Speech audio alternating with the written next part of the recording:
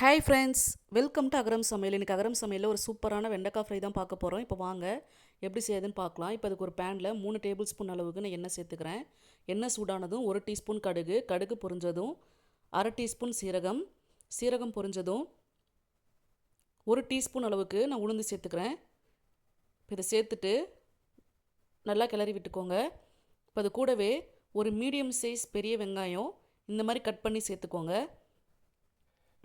இதை சேர்த்துட்டு நல்லா வணக்கிக்கோங்க. நல்லா கண்ணாடி பதம் வர வரைக்கும் நல்லா வணக்கி விட்டுக்கோங்க. இப்போ பாருங்கள், ஓரளவுக்கு நல்லா வணங்கிருச்சு. இப்போ அது கூடவே நான் இன்றைக்கி 1/2 கிலோ வெண்டைக்காய் எடுத்திருக்கேன். வெண்டைக்காவை நல்லா கழுவிட்டு ஒரு 1/2 மணி நேரம் போல் நல்லா தண்ணி இல்லாமல் நல்லா காய வச்சுக்கோங்க. அதுக்கப்புறம் நீங்கள் கட் பண்ணி நீங்கள் பொரியல் செய்யும் போது பார்த்தீங்கன்னா வளவளப்பு தன்மை இல்லாமல் இருக்கும். சுத்தமாக தண்ணி இல்லாமல் நீங்கள் கட் பண்ணிக்கோங்க. இப்போ இதை சேர்த்துட்டு நல்லா கிளறி விட்டுக்கோங்க.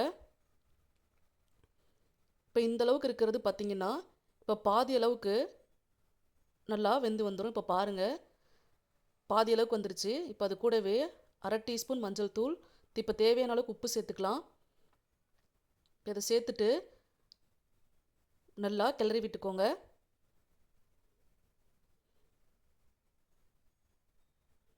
இப்போ இதை நல்லா கிளறி விட்டுக்கோங்க. இப்போ கடைசியாக 1 டீஸ்பூன் அளவுக்கு தனி மிளகாய் தூள் சேர்த்துக்கிறேன்.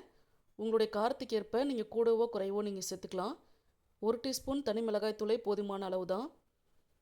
இதை சேர்த்துட்டு நல்லா கிளறி விட்டுக்கோங்க. வெண்டைக்காவும் பார்த்தீங்கன்னா நல்லா வெந்துருச்சு. மிளகாய் தூளோட பச்சை ஸ்மெல் போகிற அளவுக்கு நல்லா வணக்கினா போதும். இப்போ அது கூடவே 2 கொத்து கருவேப்பிலை சேர்த்துக்கிறேன். இப்போ இதை சேர்த்துட்டு நல்லா கிளறி விட்டுக்கோங்க. இப்போ பாருங்கள், அந்த வளவளப்புலாம் இல்லாமல் ஃபுல்லாக ட்ரை ஆகிடுச்சு. சுத்தமாக தண்ணி இல்லாமல் நம்ம செய்யும் போது பார்த்திங்கன்னா நமக்கு வளவளப்பு தன்மை இல்லாமல் இருக்கும். இப்போ கடைசியாக ஒரு 1/2 டீஸ்பூன் அளவுக்கு பெப்பர் தூள் சேர்த்துக்கிறேன். இந்த பெப்பர் தூள் சேர்த்து செய்யும் போது பார்த்திங்கன்னா ரொம்ப நல்லாயிருக்கும். அவ்வளோதான், ரெடி ஆகிடுச்சு.